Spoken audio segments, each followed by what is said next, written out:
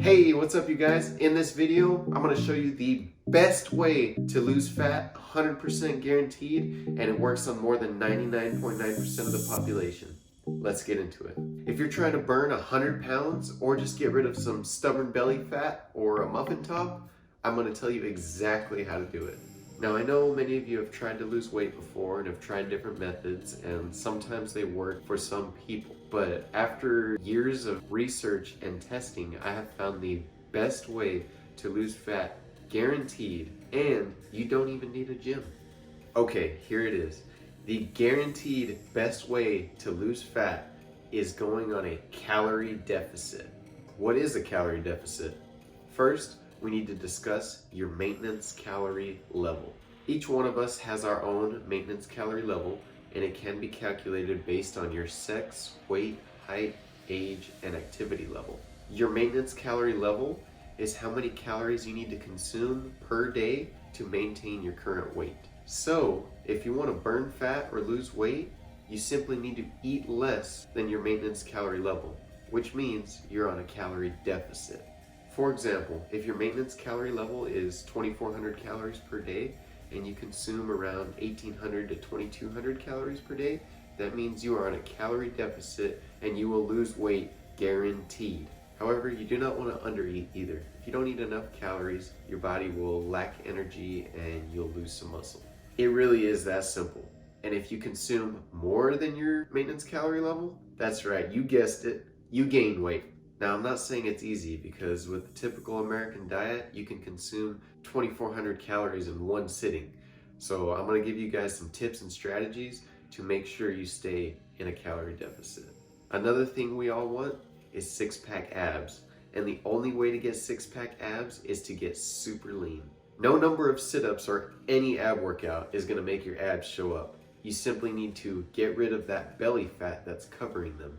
And the only way to do that is to get super lean through a calorie deficit. You could be at 10 to 15% body fat and still have belly fat covering your abs. And this is because that is a common place for people to hold their last bits of fat, is on their belly. But it's not like this for everyone. Some people hold fat differently. They'll hold it on their hips or thighs or face. But in order to get rid of that fat in all areas, you must get super lean through a calorie deficit. If you get down to single-digit body fat percentage numbers, you will have a well-defined six-pack. Okay, now let me show you how to calculate your maintenance calorie level. I usually Google maintenance calorie calculator. Any of these sites will work. I will include a link in the description. Fill in your age, height, weight, and sex, then estimate your activity level. This part's a little subjective, so take your best estimate. And there you have it. This is your maintenance calorie level. Now that we know our maintenance calorie level, let's talk about some tips and strategies to stay in a calorie deficit. There's two different approaches. The first one being tracking. Tracking. This is by far the most effective method when you first begin your weight loss journey. I recommend strictly tracking your diet the first few months when you begin. You want to record every single piece of food and drink that you consume, more specifically, the calories within each. Most foods have the nutritional facts on the back, and you can check the calories there. However, for the foods that don't have a label or nutritional facts, there are many great calorie counting apps out there. My favorite is MyFitnessPal. I will include a link down below, but the great thing about MyFitnessPal is it has a database of thousands of foods.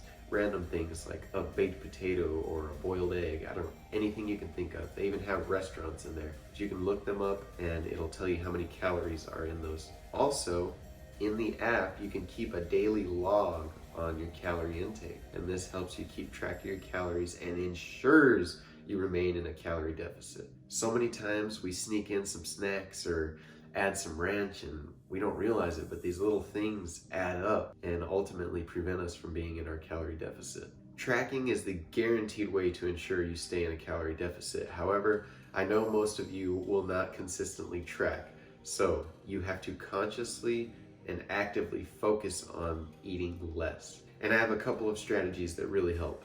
The first one being intermittent fasting. One of the best strategies I use to stay in a calorie deficit is intermittent fasting. Intermittent fasting has many great health benefits, which I will cover in a future video. but for the sake of fat loss, it cuts down your caloric intake drastically by cutting out a meal. Intermittent fasting is typically a 12 to 16 hour period where you consume 0 calories. For me, this is after a late dinner, like around 9 to 11 p.m., all the way until 12 to 1 p.m. the following day. During this time, I consume 0 calories, only drinking water and black coffee. Black coffee has 0 calories, but when you start adding sugar and creamer, those calories begin to add up. Eating 0 calories before noon saves your whole daily caloric intake for the afternoon and makes it way easier to stay in a deficit. On top of that, I prefer to eat a small lunch, like 400 to 600 calories, and this leaves room for a massive hearty dinner, like 1,000 to 1,500 calories. I love a big meal to reward and replenish myself after my workouts. And if you track carefully or don't eat too much, you can even have room for dessert. This is just what works best for me. You don't necessarily have to have a small lunch. You can break them up into 2 medium-sized meals, like 800 to 1,000 calories each, as long as you stay in your calorie deficit. Also, if you like to have snacks, you need to cut that out of your meals, so make sure you're eating a little less if you like to have snacks in between. When you first start intermittent fasting, you will be hungry the first couple weeks. I know I was. It took me about 2-3 weeks before the hunger went away. But now I've been intermittent fasting for 6 years and I never get hungry and I feel so much better. Now I'm sure you're wondering what to eat. Like, do I need to eat healthy? What can I eat? Do I need salads every day? My answer is, you can eat whatever you want. That's right. You can eat all your favorite meals, including sweets like cake and ice cream. Trust me, I'm a sucker for ice cream. However, there is a disclaimer here. You can eat whatever you want as long as you stay in your calorie deficit. We keep coming back to that. Also, what you do eat does matter when you're trying to build muscle simultaneously, as you should, which we will cover here in a bit. If you eat things that aren't very nutritious or low in protein, you're wasting valuable calories. In other words, you're eating less healthy food for taste and convenience, and they're usually packed with calories and low nutritional value, versus eating clean, hearty meals that are lower in calories and packed with nutrients. Speaking of nutrients, the most important nutrient you should be consuming is protein. In fact, I recommend a diet that is heavily protein-based for several reasons. 1, lean protein is very filling and low calories. 2, it is a great source of energy. And 3, essential for muscle growth. Now, I do need to address a common misconception. More exercise does not equal more fat loss. This is a common misconception that so many people are not aware of, and that is doing longer, more difficult exercise does not mean you're gonna burn more fat. Actually, in many cases, it can make you gain weight due to several reasons. One being, whenever you do hard exercise, it makes your body compensate by getting hungrier. You then go eat more, and now you're no longer in your calorie deficit. There's another reason that makes it harder for you to burn fat. When you exercise more, your basal metabolic rate, BMR, decreases. Your BMR is the amount of energy expended while you are at rest. A recent study shows that in the best case scenario, when your BMR decreases, only 72% of the calories burned through exercise actually count. Furthermore, in the same study, people that were overweight had a bigger decrease in BMR, meaning the more body fat you have, the less efficiently you burn calories through exercise. It can be as low as 50% of the calories burned actually count. For example, if your maintenance level is 2,400 calories and you consume around 1,800 to 2,200 calories and you go for a run, in that run you burn 600 calories. This does not mean you get to eat 600 more calories because your body didn't burn them efficiently.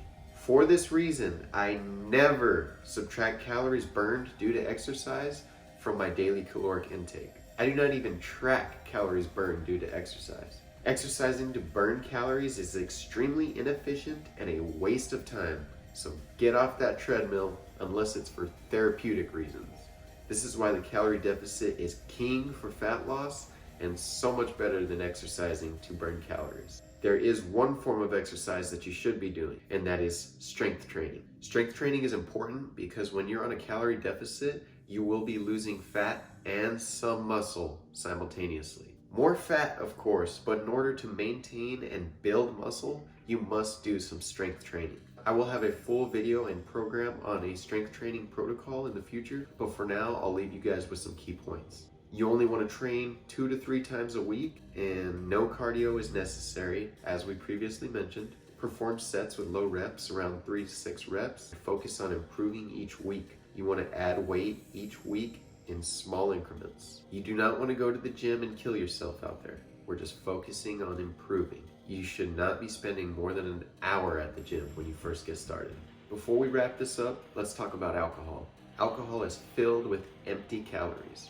Each drink has a minimum of 100 calories. In college, I thought I was drinking healthy because I was drinking more liquor than beer. Turns out, one shot has 100 calories minimum, which is the same as a light beer. But mixed drinks could get all the way up to like 1,000 calories. So while you're on your weight cut, make sure and cut down on the alcohol consumption. Let's summarize what we learned today with some key points. Number 1, the best way to burn fat is by a calorie deficit. Number 2, tracking calorie consumption is the best way to guarantee you're on a calorie deficit. However, if you don't track, actively focus on eating less. 3, intermittent fasting cuts out a meal and makes it easier to maintain a calorie deficit. 4, you can eat any types of food, but try to eat cleaner and healthier foods. 5, alcohol is loaded with empty calories, so try to cut down on the drinks. 6, do not exercise to burn calories. It is extremely inefficient. The most you need is 10,000 steps per day, and that does not increase your appetite. Lastly, incorporate strength training 2 to 3 times per week to build muscle and prevent muscle loss during your calorie deficit. Thank you guys for watching. I hope you enjoyed the video. Like, comment, and subscribe. Or if you have any questions, post them down below. Thanks you guys. Have a good one. Get out there and kick some butt. Peace.